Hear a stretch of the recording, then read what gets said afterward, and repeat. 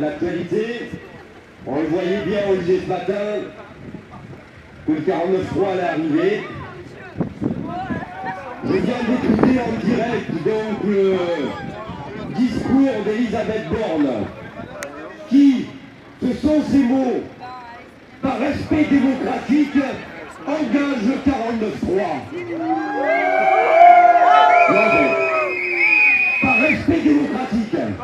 Alors, depuis 2 mois, le gouvernement et Macron restent sourds à la mobilisation de millions de personnes, restent sourds aux demandes des organisations syndicales d'être reçues, et derrière, créent les conditions pour que le débat n'ait pas lieu dans les instances de la République, au Parlement, que ce soit au Sénat qu'à l'Assemblée nationale.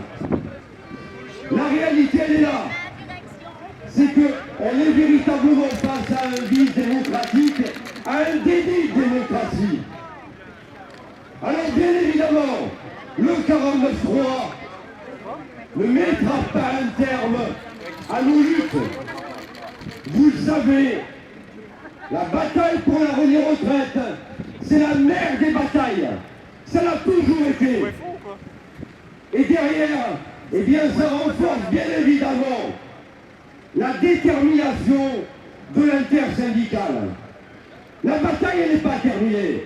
Parce que si le 49.3, eh bien, l'article inscrit dans la Constitution, lit tout autant le référendum d'initiative populaire que demande l'intersyndicale. Et nous le ferons savoir. Il faut continuer à faire signer la pétition en ligne, parce que les choses, bien évidemment, vont s'accélérer. Alors, qu'est-ce qui va arriver derrière? Eh bien, probablement, on va saisir le Conseil constitutionnel, bien évidemment.